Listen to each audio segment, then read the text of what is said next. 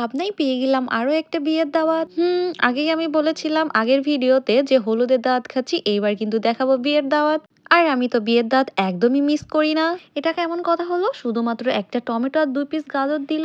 হায়রে আমার কপাল, ডাল দিল 2বার কিন্তু কলিজা পেলাম না একবারও। কি আর করার, শুধুমাত্র পোলাও দিয়েই আমি ডালটা খাচ্ছিলাম, বাট ডালটা এতটা পরিমাণের মজা হয়েছিল। আসছি লেট করে, তার উপরে আবার যদি বান্ধবীকে দেখতে যাই তাহলে তো খাবার খাইতে আরো লেট হয়ে যাবে। এখন যেহেতু শশা পাইনি, নেক্সটে আরো কিছু না পেতে পারি, তাই জন্য আগে বান্ধবীকে দেখা বাদ দিয়ে আগে খাবারটাই খেতে চলে এসেছি। তুমি আবার বান্ধবী মনে কষ্ট পেও না, আগে খাবার খেতে হবে পরে দেখা। আর বিয়ে বাড়ির রোস্ট, আমি যদিও একদমই চিকেন পছন্দ করি না, বাট বিয়ে বাড়ির রোস্ট কি যে পরিমাণের মজা।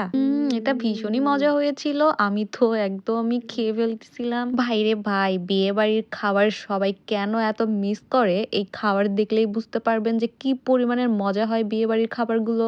আর সত্যি বলতে শান্তি করে একটুও খেতে পারি না বিয়ে বাড়িতে। মানুষ মনে হয় যে ঘাড়ের উপর দাঁড়াই থাকে, এত তাড়াহুড়া করে খাওয়া একদমই পসিবল না। এই দিকে দেখেন, রোস্ট শেষ না হতে হতেই আমাকে আবার দিয়ে দিল গরুর মাংস।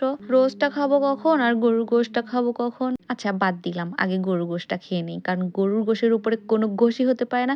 মামাকে বললাম যে আমাকে দেন আর একটা সলিড পিস, মামা দিয়ে গেল একটা তেল। এটা কোনো কথা?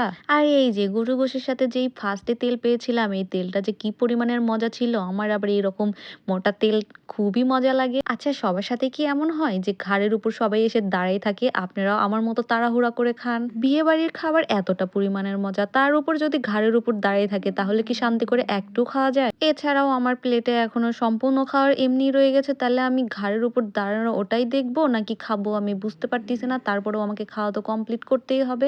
এইদিকে আমি তো হাপুস হুপুস করে খেয়েই যাচ্ছি, আর আমাকে দিয়েছিল 2 পিস একদমই সলিড গোশ।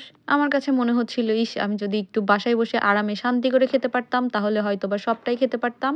যদিও আমি একটু খাবারও নষ্ট করতে চাই না। সব থেকে দুঃখের কথা, এখানে একটা দইও পেয়েছিলাম, এটা আমি যদিও হাতে করে নিয়ে খেতে খেতে যাব, কারণ এখানে খাওয়া একদমই সম্ভব না। কি যে আমার দুঃখের কপাল, ফার্স্টে ডিম পাইনি তাই লাস্টে ডিম দিয়ে গেল, আমিও আবার মিস করে নিই, আমিও ডিমটা খাওয়া শুরু করে দিয়েছি। আপনাদের কাছে এই ভিডিওটা কেমন লেগেছে অবশ্যই জানাবেন। তো দেখা হবে নেক্সট ভিডিও, ততক্ষণে ভালো থাকবেন, আল্লাহ হাফেজ।